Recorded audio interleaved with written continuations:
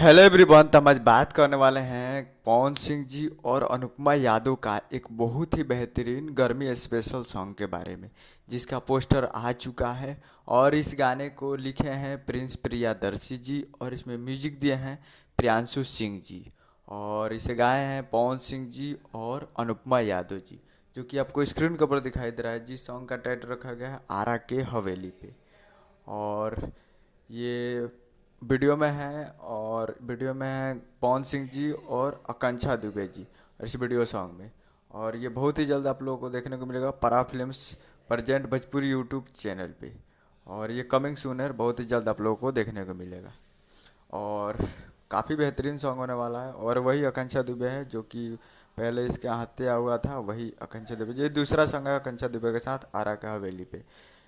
तो उम्मीद कर रहा हूँ कि वीडियो अच्छा लगा होता है। चैनल को सब्सक्राइब बेल आइकन प्रेस कर देते हैं, कैसे खेसारी लाल यादव जी और पवन सिंह जी का लेटेस्ट न्यूज लाते रहे। और वीडियो को एक लाइक कीजिए। मिलते हैं अगले वीडियो में, तब तक के लिए जय हिंद, जय भोजपुरी। जय और